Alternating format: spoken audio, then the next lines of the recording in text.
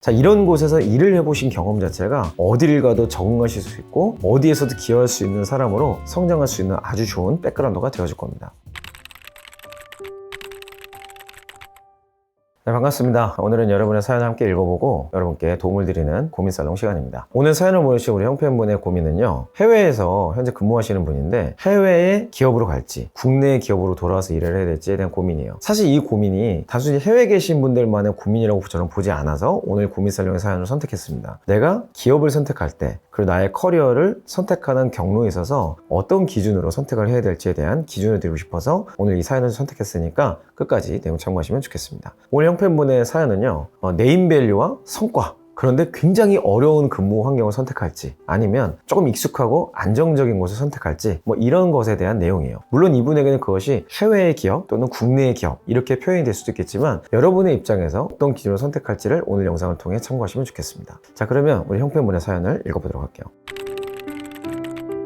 안녕하세요. 현재 유럽 거주 중인 26세 개발자입니다. 간단히 자기소개를 하자면 국내 직업 졸업 후 스페인에서 2년간 빅데이터 석사를 취득하면서 지역의 공기업에서 석사와 함께 2년 정도 개발자로 근무하고 있습니다. 현재는 작은 회사에서 근무하고 있지만 내년쯤에 팡이라고 하는 거대 기업 중 하나로 이직할 예정입니다. 그런데 알려진 바와 달리 극악의 월요일과 미국에 비해 현저하게 낮은 연봉, 2년 이내의 근속 가능성 때문에 걸립니다. 아니면 한국으로 들어가서 대기업 입사를 하는 게 나을지 고민 중입니다. 한국도 개발자 처우가 많이 좋아져 연봉은 별로 차이가 나지 않다는 것과 해외 생활이 필요해 한국으로 돌아오고 싶은 것도 한몫을 하지만 아직 어린 나이이기 때문에 커리어와 경력에 도움이 된다면 감수할 수 있을 정도입니다. 사실 해외파, 어느 회사 출신이라는 타이틀이 얼마나 한국 시장에서 이직 시 도움이 되는지 궁금합니다. 이 문제는 한국 대기업 간 이직 시에도 고려될 수 있는 문제라고 생각이 듭니다. 저는 어떤 선택을 하는 게 좋을까요? 네, 저는 형편분에게 전혀 다른 솔루션을 좀 드리고 싶어요. 한국에 들어오지 마세요. 한국에 들어오지 마시고 최대한 글로벌에서 일하기를 추천드립니다. 자, 지금 일하시는 직종이 개발자잖아요. 사실 개발자의 시작이 어디입니까? 미국의 실리콘밸리죠. 거기에서만 그 일이 있는 것은 아니지만 가장 앞서 있고 전 세계의 모든 트렌드가 거기서 나온다고 해도 과언이 아닙니다. 사실 실리콘밸리는 지역적으로야 미국에 위치해 있지만 글로벌 스탠다드를 만들어내는 곳이다 라고 표현하는 게 좀 더 정확할 것 같아요. 한국에 있는 것보다는 글로벌의 프로젝트, 글로벌의 수준에서 일을 해보시는 것이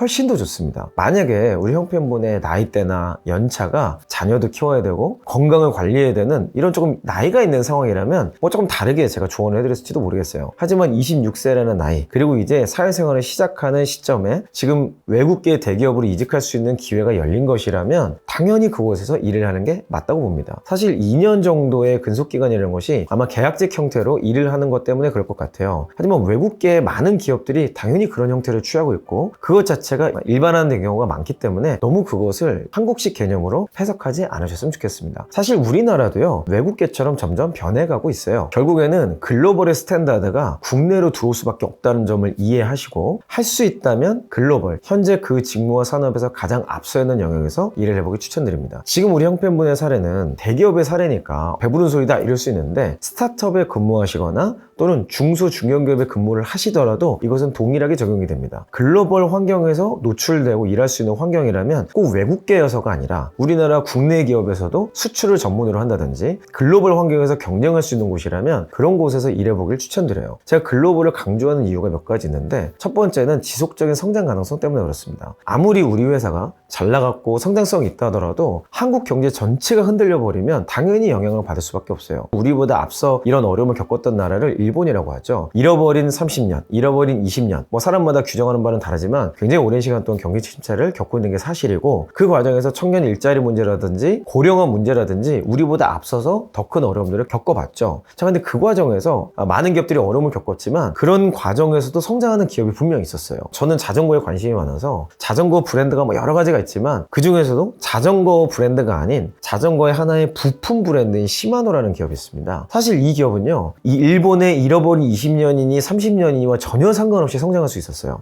그 이유는 뭐냐면 애초에 타겟 자체가 글로벌이었기 때문에 그렇습니다. 지금도 대부분의 자전거 완성차 업체들은 시마노의 부품을 채택했다는 이유로 자신의 프리미엄을 강조하고 있죠. 글로벌이라는 키워드 자체가 기회가 많다는 겁니다. 어떤 특정 국가의 성장성이 침체되면 성장성 있는 다른 국가로 옮겨 타면 그만인 거거든요. 이런 변화의 과정, 그리고 그곳에서 사업을 빌드업해보는 과정을 경험해볼 수 있다 그러면 사실 그 실력과 역량은 국내에 들어와서 훨씬 더 강력하게 빛을 발할 수 있을 겁니다. 글로벌을 선택하려고 말씀드린 두 번째 이유는 기술적 관점이에요. 사실 글로벌 비즈니스라는 곳의 핵심은 표준화입니다. 특정 국가에서만 서비스를 하는 것은 도메스틱이죠. 근데 그런 것들을 한 서비스를 여러 국가에서 다 사용할 수 있도록 핵심적인 기능만 남기고 부가가치가 없는 기능들을 전부 다 죽이는 거예요. 핵심적인 기능을 이미 대중화에 성공해놓고 확률 게임까지 끝났다는 거죠. 자, 여기서 일을 해봤다는 것만으로도 전혀 다른 체계, 전혀 다른 효율성이라는 걸 경험할 수 있습니다. 그리고 우리나라의 일하는 방식, 커뮤니케이션 문화 자체가 이미 글로벌 스탠다드를 향해서 계속해서 나아가려고 해요. 그래서 MZ세대 분들이 소통에 어려움을 겪고 회의 문화에 어려움을 겪고 회사의 문화 자체가 조금 더 수평적으로 갔으면 좋겠다 이런 이야기들을 많이 하시잖아요. 사실 수평적인 게 어떤 문화입니까?